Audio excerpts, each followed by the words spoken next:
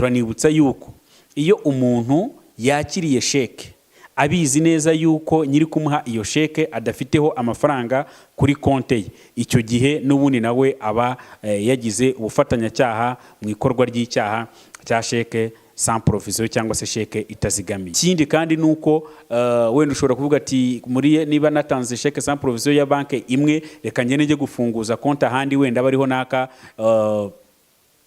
akandi gatabo ka sheke. Ni ukuvuga ngo no mu yindi banke nta nubwo wemerewe gufunguza indi konte igihe cyose watanze sheke sans provision.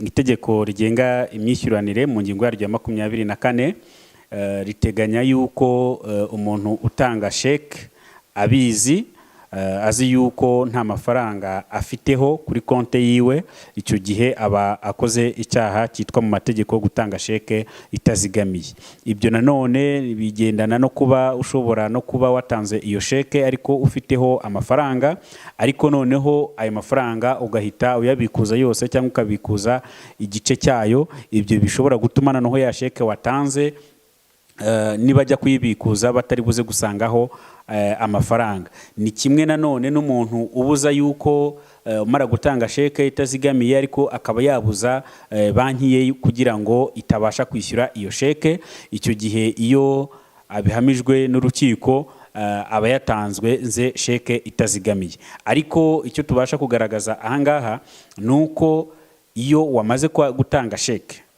ukayishyikiriza uwo wagombaga kuyiha, nawe akayishyira kuri banke ye cyangwa se akajya kuyipresenta kuri banke yawe, hanyuma iyo umukozi wa banke ubishinzwe niwe ubasha kugaragaza ko iyo sheke itazigamiye akabiteraho kashe zabigenewe. Icyo gihe rero niho tuvuga ko habayeho cya kindi twita ngo ni sheke sans provision. Ni ukuvuga ngo rero sheke sans provision nubwo ari ryo jambo dukunda gukoresha, ariko igaragarira muri biriya bice bitatu twari tumaze kuvuga. Kimwe, kuba ayo mafaranga atariho yose, kuba wenda haba hariho igice, kuba wababujije banke yawe kuba yatuma ari amafaranga ari butangwe. Ahangaha kuri iyi ngingo ariko turanibutsa yuko iyo umuntu yakiriye sheke abizi neza yuko nyiri kumuha iyo sheke adafiteho amafaranga kuri konte ye, icyo gihe n'ubundi nawe aba yagize ubufatanyacyaha mu ikorwa ry'icyaha cya sheke sans provision cyangwa se sheke itazigamiye.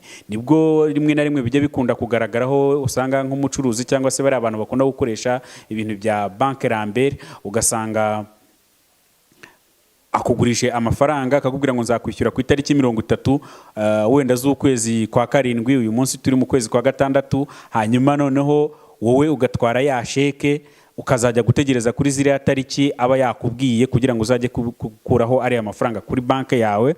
Icyo gihe rero iyo ugiye gukuraho ari amafaranga bikagaragara yuko nta yariho, nawe uyiperereza rikomeje gukurikirana rigasanga koko wari wayakiriye mbere yari amatariki kandi ubizi neza ko nta mafaranga yari afite, icyo gihe nawe uba ukoze icyaha, uba uri buzahanwe kimwe nawe.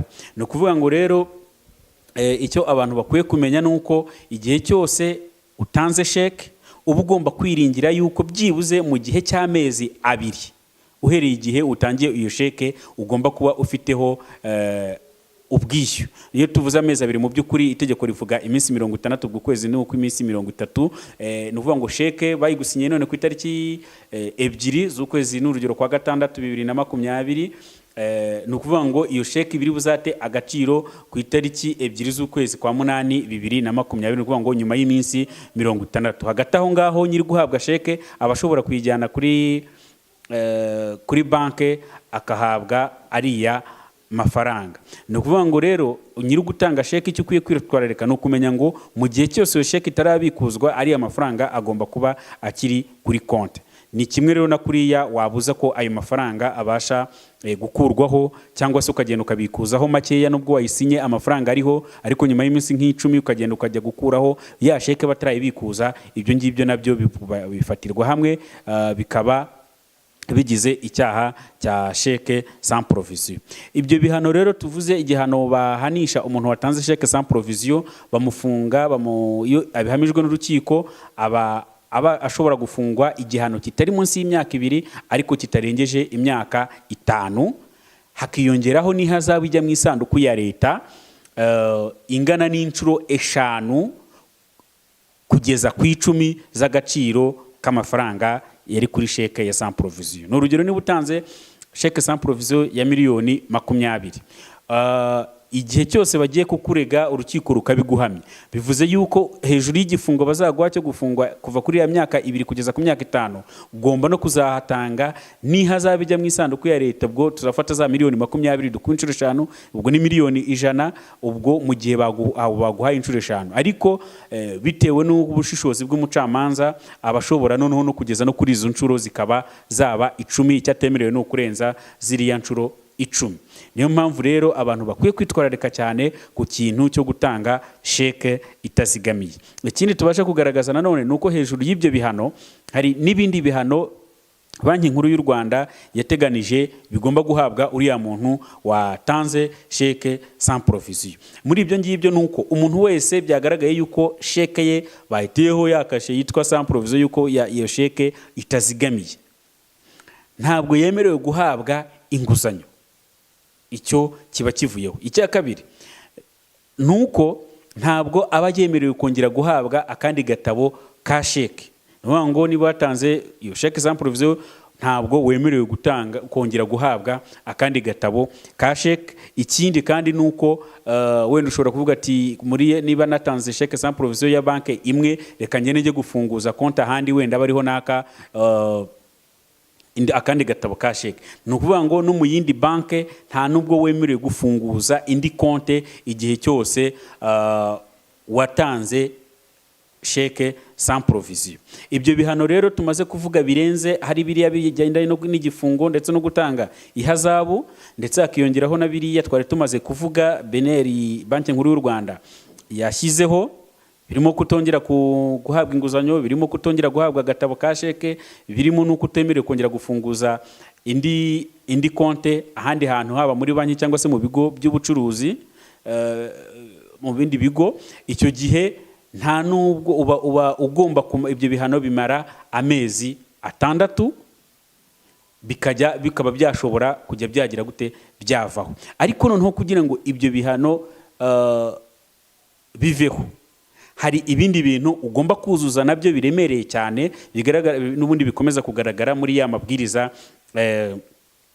ya Banki Nkuru y'Igihugu. Hari abantu benshi bajya batugana batubaza batari ko se ko natanze sheke sans provision, ubu ngubu biragenda gute kugira ngo noneho bankure kuri blacklist, niko bakunda kubyita, kuko iyo ugiye kwaka inguzanyo ahandi hantu bahita bibona yuko watanze sheke sans provision, kuko banki zitegetswe guhita zihanahana ayo makuru, hanyuma bakakuripotinga mu kigo gishinzwe amakuru ku bintu bigendanye n'inguzanyo, noneho bakagushyira kuri iyo liste yuko utemerewe kuba wahabwa inguzanyo. Kugira rero ngo ushobore kuva kuri iyo liste, hari ibintu ugomba kuzuza. Icya mbere nuko ugomba gufata za sheke zose zikubarwaho yuko zitazigamiye utishyuye, uba ugomba kuzibanza kuzifata ukazishyura. Wamara kuzishyura ugashaka icyemezo cy'umushinjacyaha kigaragaza yuko utagikurikiranwa, cyangwa se waba warakurikiranwe ukagaragaza nyine urubanza rwaguhanye. Byumvikana ko uko byagenda kose igihe cyose watanze sheke sans provision uba ugomba kuzahura n'ubutabera. Iyo rero umaze gutanga n'icyo cyemezo cy'ubushinjacyaha kigaragaza yuko utagikurikiranwe, ko amategeko yamaze kugukurikirana, ikindi nuko uba ugomba kwishyura 20% nk'igihano kijya noneho muri beneri cy'agaciro k'amafaranga watanze kuri ya sheke yawe itazigamiye. Urugero, niba tuvuze yuko wari watanze sheke ya miliyoni 20, ni ukuvuga ngo kugira bazagukure kuri iriya list cyangwa se noneho bakureho biriya bihano, ube wakongera kuba umuntu muzima, wakongera gukoresha amasheke no kuba wakwaka inguzanyo, ugomba kwishyura 20% za ziriya miliyoni 20. Ubwo dushyize mu mibare yoroshye birumvikana yuko uba ugomba kwishyura nanone izindi miliyoni 4 ziyongera kuri bya bihano uba warahawe mu rwego mu nzego mu buryo bwo gukurikiranwa mu nkiko. Ikindi nanone uba ugomba kugira nyuma yo kwishyura n'ayo mafaranga 20% nuko ugomba kuba wanamaze noneho na cya gihe cy'amezi 6 twavuze kugira ngo wemererwe ko n'ibyo bihano ushobora kongera ushobora kongera gusubizwa icyo twakwita yuko mu gifaransa babyita nka rehabilitation, ariko mu rwego rwo kugira ngo ushobore kongera gukorana n'ibigo by'imari, harimo kwaka inguzanyo ndetse no kuba wakongera gufunguza konte mu kigo icyo ari cyo cyose cyangwa muri banki iyo ari yo yose, ndetse no kuba wakongera kugirirwa icyizere cyo kugira ngo nyine ibiriya bigo by'imari byongere bikwizere bibe byaguhereza akandi gatabo ka sheke. Icyo gihe rero uba ugomba kumara amezi 6 iyo ari ubwa mbere ubikoze, ariko iyo bigaragara ko ari inshuro ya kabiri ubikoze ntabwo biba bikiri amezi 6 gusa, bigomba kumara andi mezi 12 cyangwa se mu magambo makeya bigomba kumara umwaka. Muri makeya rero ni ukuvuga ngo dufashe urugero umuntu nk'uko twari tumaze kubivuga, umuntu watanze sheke sans provision ya miliyoni 20 akagenda none n'urugero umucamanza akamukatira igifungo cy'imyaka 20 cy'imyaka 2 hagati y'ibiri kugeza kuri 5, agatanga n'iriya hazabu yo kuva ku nshuro 5.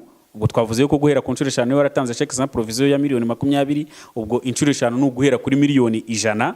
Noneho muri icyo gihe niba ari cyo gihano ibyo ngibyo ubirangije, uba ugomba nanone kongera gutegereza amezi 6 niba ari ubwa mbere, cyangwa se niba atari ubwa mbere ugategereza umwaka, kugira ngo noneho ube wakongera kwemererwa kuba wasaba banki nkuru y'igihugu kugira ngo igukure kuri liste y'abantu batanze amasheki atazigamiye.